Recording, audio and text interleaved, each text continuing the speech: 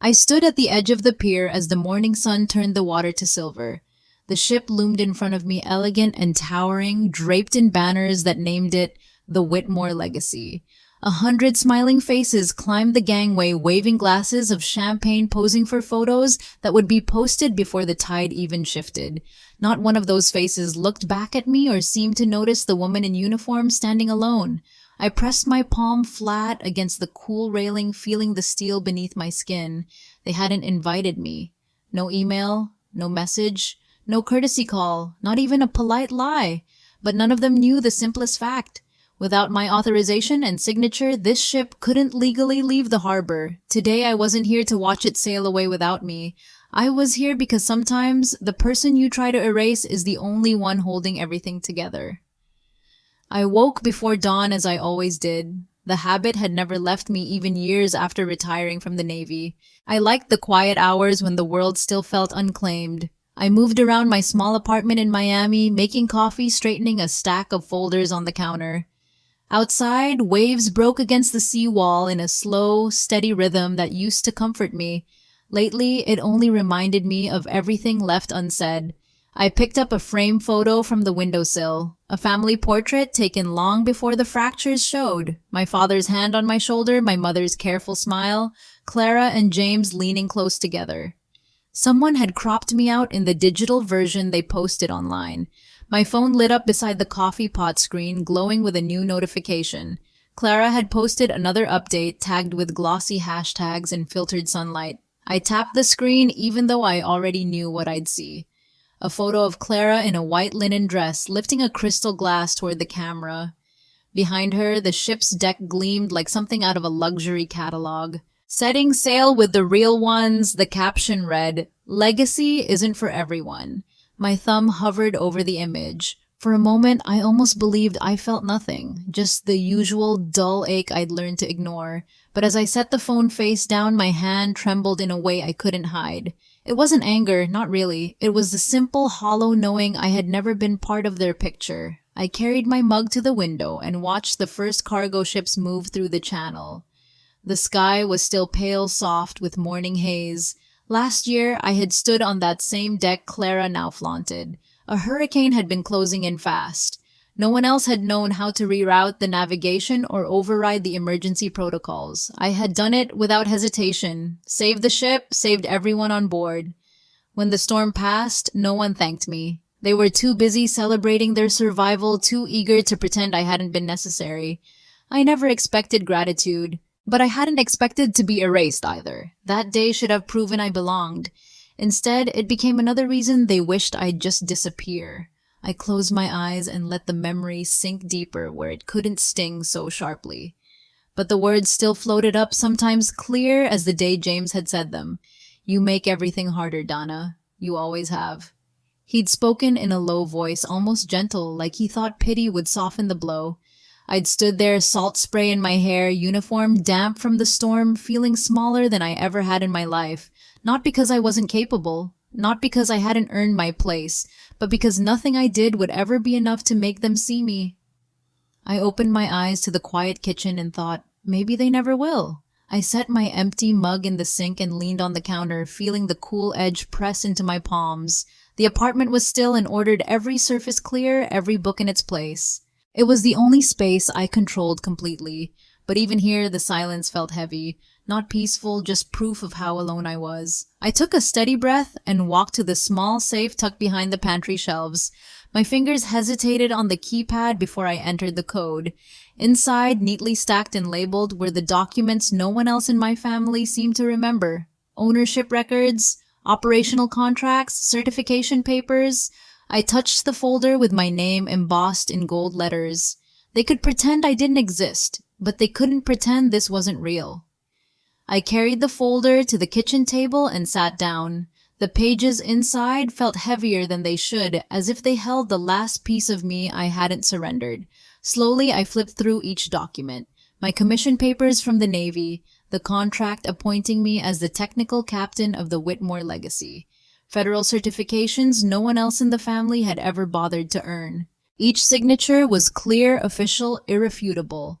I let my hand rest on the final page, feeling the weight of every year I had spent proving I was qualified. If they thought they could erase me by leaving my name off a guest list, they were wrong.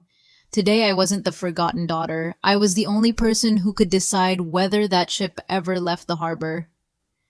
I pulled my phone closer and scrolled to the number I hadn't called in months. My thumb hovered before I pressed the icon. Victor Hale answered on the second ring, his voice rough with sleep but steady. Dana, everything all right? I glanced at the folder, then out the window to where the sea met the sky. I need to confirm something, I said quietly. If they try to sail without my clearance, can they get away with it? There was a pause on the line, just long enough for my heart to start beating harder. No, Victor said at last. Not legally. Your certification is still active. They'd be in violation the moment they leave port. I closed my eyes. The answer didn't surprise me, but hearing it aloud felt like the first breath I'd taken in years. I thanked Victor and ended the call, my hand resting on the phone a moment longer. The morning light had shifted, casting the kitchen in a soft gold glow that made everything look almost gentle. I didn't feel gentle. I felt precise, like something inside me had locked into place. I rose from the table and carried the folder to my bedroom. In the back of my closet, behind a row of pressed shirts, hung my dark navy uniform, the one I hadn't worn since my last official voyage. I ran my fingers over the silver insignia stitched on the collar. This wasn't about revenge. It was about truth. If they wanted to pretend I had no claim, I would remind them exactly who I was. I laid the uniform across my bed, smoothing the sleeves until every crease disappeared. The fabric still held the faint scent of starch and salt, a memory of all the miles I'd traveled to become the woman standing here now. I folded the certification papers and slipped them into a leather portfolio. Every detail had to be ready, every document exactly where it belonged. I paused to look around the quiet room, taking in the walls lined with maps, the framed commendations, the single photo of me with my old crew. None of it had ever mattered to my family. But it mattered to me. I rested my palm on the uniform one last time. Then I zipped the garment bag closed and set it by the door. Tomorrow I would step onto that ship not as a guest, but as its rightful captain. The night before, I didn't sleep much. I sat at the kitchen table with my notebook open, the same one I'd carried through deployments and storms. I turned to a fresh page and wrote a single sentence in clean, deliberate letters. They erased me because they were afraid I wouldn't stay silent. I set the pen down and closed the cover.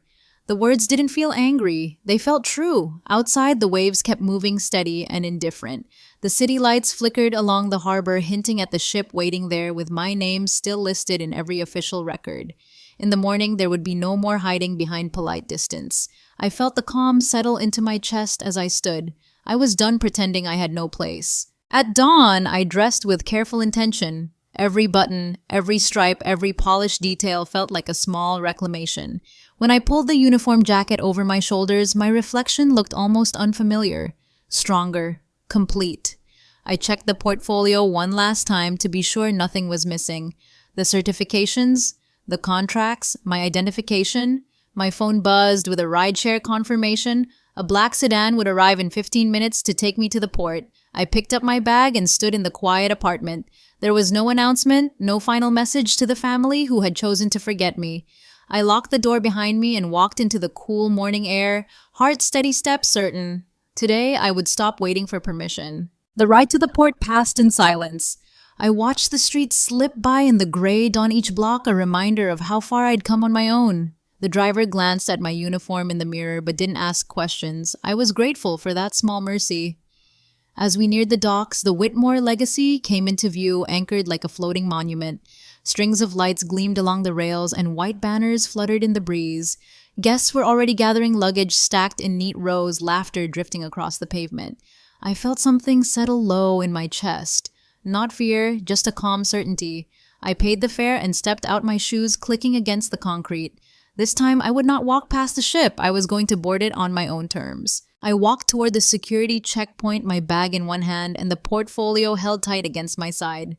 A young officer looked up as I approached, his expression shifting from polite confusion to cautious respect when he saw the insignia on my uniform.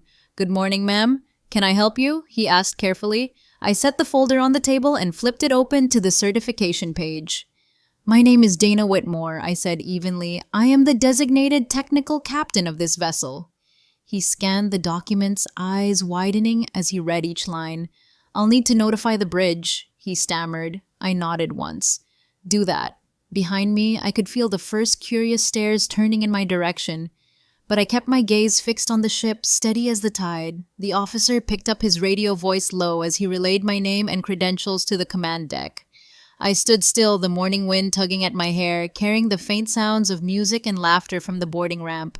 For a moment, no one moved. Then a familiar voice crackled through the radio speaker. Confirm identity and grant immediate access, the voice said. The young officer looked up, swallowing hard. You're cleared to board, Captain Whitmore. I picked up my portfolio and stepped past the checkpoint without hesitation. Every eye on the dock seemed to follow me as I walked toward the gangway, but I didn't look back. My place was ahead on the ship that had tried to leave me behind. I climbed the gangway at a measured pace, each step deliberate, each movement steady. A steward near the entrance glanced at my uniform and quickly stepped aside, bowing his head without a word. I paused at the threshold, feeling the low hum of the engines beneath my boots. The air smelled of salt and polished brass. I'd walked these decks before, but never like this. Never with the full weight of my authority acknowledged. As I stepped fully onto the main level, a hush spread through the small crowd of staff preparing the welcome reception. Someone started to speak, then stopped, eyes wide. I kept going, my expression calm. I had no intention of explaining myself. The time for explanations had long passed. I crossed the polished deck, passing tables draped in white linen and towers of crystal glasses ready for celebration. At the far end, I spotted Clara standing beneath a banner that read, Whitmore Legacy, a voyage of visionaries.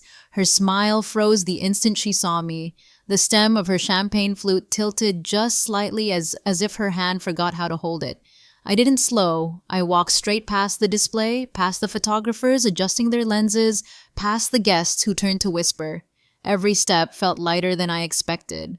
When I reached the stairwell to the command deck, I paused only once, my eyes meeting Clara's across the crowded space. No words were needed. This was all the introduction I would ever give. I climbed the narrow stairs to the bridge, the sounds of the party fading behind me with every step. Up here, the ship felt different, quieter, purposeful. Screens glowed with navigation data. Radios hissed with soft static. Chief Officer Carlton turned from the console, his lined face breaking into a look of recognition and relief. Captain Whitmore, he said, voice clear and steady. Welcome aboard. I inclined my head, feeling a steadiness I hadn't known I still possessed. Thank you, Carlton, I replied. He stepped aside, offering me the central station without hesitation. I rested my hand on the console, feeling the vibration of the engines below. For the first time in years, I felt exactly where I was meant to be. I opened my portfolio and laid the documents neatly on the console. One by one, I verified every checklist, fuel levels, emergency protocols, communication logs. Carlton watched in respectful silence, only speaking when I asked for confirmation. Outside the wide windows, the dock crew moved like small figures in a silent play. From this height, the banners and champagne toasts seemed unimportant. Here, there was only process and fact. I signed my name on the final clearance form with a calm hand. Operational readiness confirmed, I said. Carlton nodded. Understood, Captain. I closed the portfolio and exhaled slowly. No speeches, no explanations, only the quiet certainty that this ship was ready to sail because of me. I left the bridge without ceremony, my steps measured as I descended to the main deck. When I emerged, the reception had grown louder. More guests had arrived, their laughter blending with the music drifting over the water. Clara stood near the center, flanked by James and our father. All three turned in unison when they saw me step into view. The hush spread fast, rippling through the crowd until even the string quartet fell quiet. I walked forward, stopping just a few feet away. I met each gaze in turn, my expression unshaken. I didn't raise my voice or lift a hand. I simply spoke one sentence clear enough for everyone to hear. This vessel is certified to depart. Then I turned and walked toward the railing, leaving them to absorb what that meant. I stood at the railing, the wind lifting stray strands of my hair as I looked out across the harbor. Behind me, I could feel the weight of dozens of eyes still fixed on my back. I didn't turn around. I let my hand rest on the polished rail, grounding myself in the simple truth of the moment. They had gathered to celebrate their legacy, to pose for photos that excluded my existence. But in the end, none of it could move without me. A quiet voice broke the silence. Donna Clara called, uncertain, now her tone stripped of the easy confidence she always wore. I didn't answer right away. I let the pause speak for me. Then I glanced over my shoulder, my voice calm. I'm not here as your guest. Segment 22. Clara took a small step forward, her hands clasped tight around her glass. You don't have to do this, she said, trying to keep her voice steady. We can talk later. Privately. I studied her face, searching for any sign of genuine remorse, but all I saw was discomfort. I'm not interested in private, I replied, my tone even. James shifted beside her, his jaw tightening. My father looked away, pretending to examine a knot in the rope rail. The silence stretched until it felt like another wall between us. I let it stand. I turned back to the sea, feeling the steady push of the tide against the hull. Whatever happened next, I wouldn't be the one pretending anymore. A steward appeared quietly at my side, clearing his throat before speaking. Captain Whitmore, he said, voice respectful, the final passenger manifest is ready for your signature. I accepted the clipboard without hesitation. His hands trembled slightly as he passed it over, aware of the tension in the air. I scanned the list, my eyes catching on the familiar names. Clara Whitmore, James Whitmore, Charles Whitmore. My own name was missing, of course. I signed the bottom in a clean, precise script, then handed the manifest back. Thank you, I said softly. He inclined his head and retreated. I stood alone again, but this time it didn't feel like absence. It felt like claiming my place in full view of everyone who'd tried to deny it. The engines rumbled to life, a low vibration passing through the deck and into my bones. I closed my eyes for a moment, steadying my breath as the ship prepared to move. I could hear Clara's voice behind me, hushed and tight. She's doing this on purpose.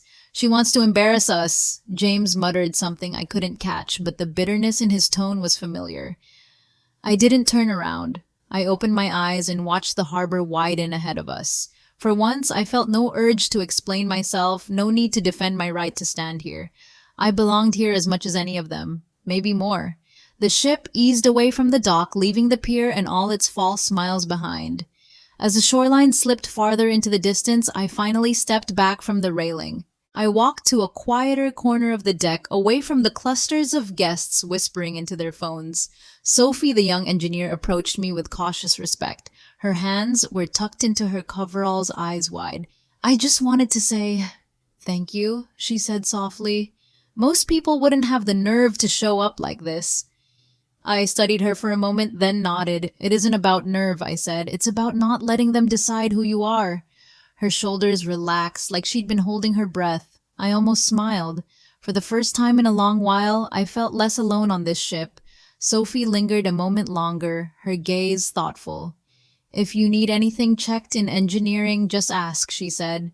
Some of us know why this vessel still runs. I inclined my head, appreciating the quiet solidarity. After she left, I stayed by the railing, letting the cold wind clear my thoughts. Below, the waves stretched out in a calm, endless line.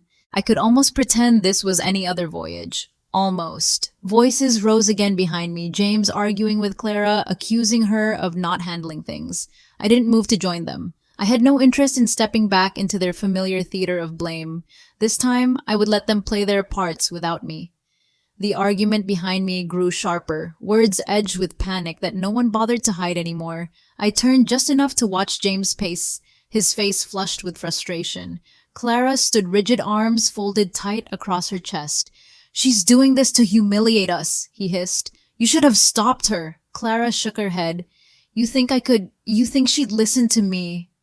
I felt a calm settle over me. They still believed this was about them, about revenge or spectacle. It never was.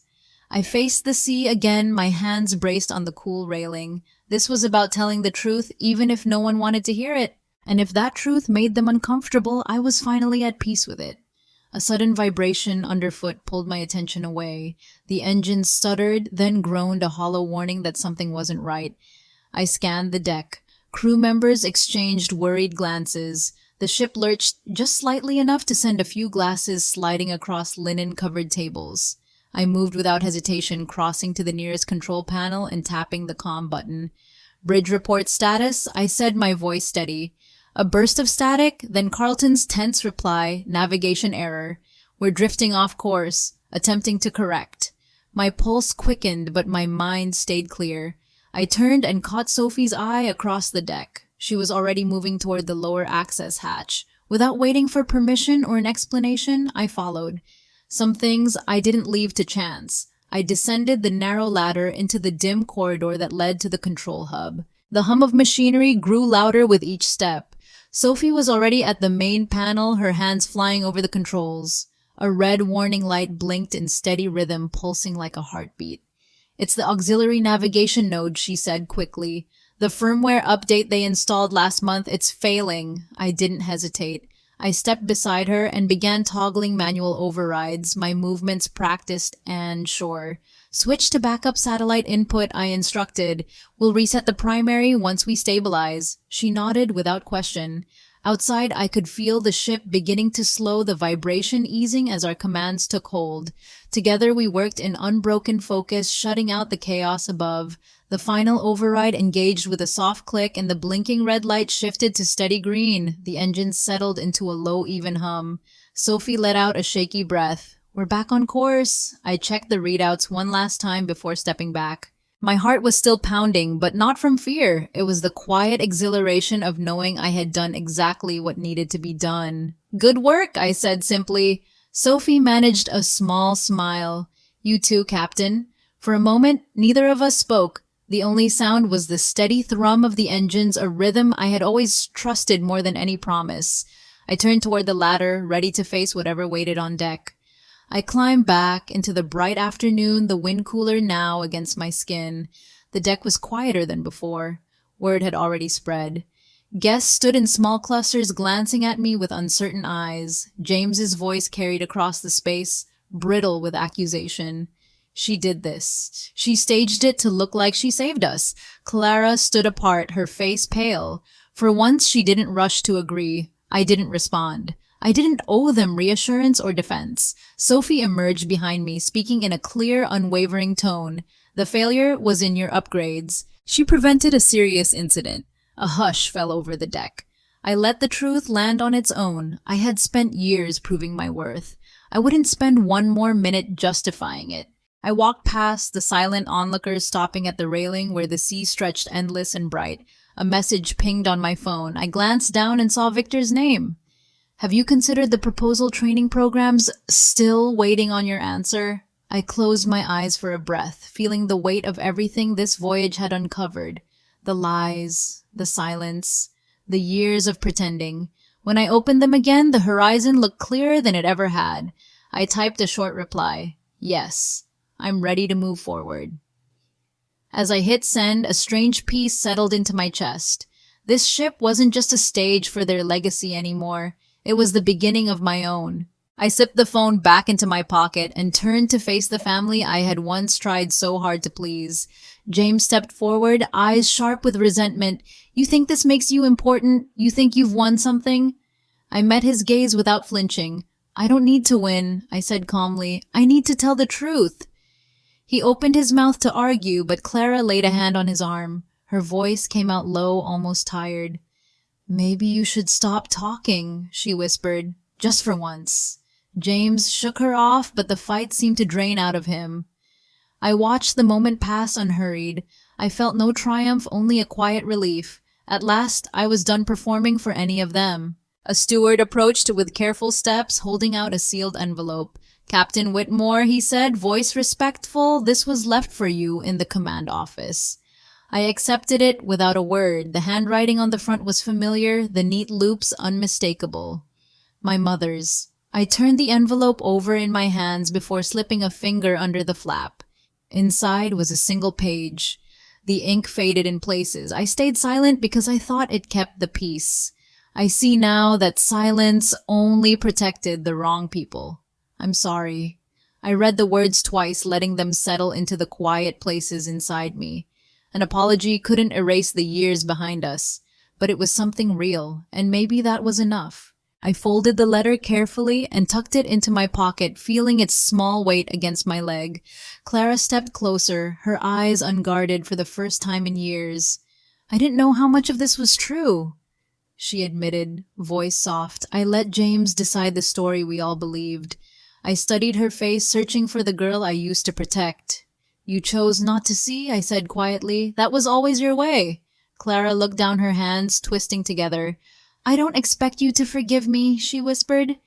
I didn't answer right away. Forgiveness was too big for this moment, but honesty was a start. The wind shifted, carrying the scent of salt and something almost sweet from the kitchens below. I looked past Clara to the place where James stood alone, staring out at the water, as if he could will it to swallow his mistakes. For a heartbeat, I felt sorry for him. Then the feeling passed. I turned back to my sister. I'm not here to reclaim a seat at your table, I said, my voice steady. I'm here to end the story you kept writing about me. Her eyes shone with unshed tears. She didn't try to argue. I let the silence stretch between us, solid and undeniable. This was the last time I'd ask for anyone's permission to belong. Later that evening, after the sun slipped below the horizon, Clara found me near the aft deck. She held out a small black USB drive, her hand trembling just enough to betray her nerves. I can't keep pretending, she said. Everything James did to cover the budgets, the repairs, it's all here. I took the drive without a word. The plastic felt cold in my palm. Clara swallowed hard. Do what you have to. I'm done protecting him. For a long moment, neither of us moved. The darkness around us was quiet, almost gentle. I nodded once.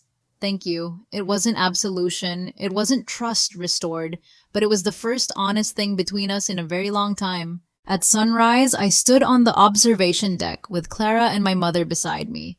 No guests, no photographers, no ceremony, just three women facing what was left of everything unspoken. My mother clasped her hands together, her voice thin. I thought keeping peace meant keeping you quiet. I see now that was a mistake I can't undo. I listened without interruption. I looked at her, then at Clara, searching their faces for any trace of the old rehearsed performances. This time I didn't see them. I drew a slow breath. I'm not here for apologies, I said softly. I'm here to decide what happens next. And for the first time, no one tried to correct me. I walked to the simulator panel near the rail, powering up the training helm. The screens glowed in quiet invitation. I turned to Clara, holding her gaze. Take the wheel, I said. I'll guide you through it. She hesitated, her hands hovering above the controls. I don't know if I can. You don't have to be perfect, I replied. You just have to try. Slowly, she stepped forward and placed her palms on the helm. Her shoulders tensed, but she didn't pull away. My mother stood behind us, silent and watchful. As the ship rocked gently under the rising sun, I felt something shift.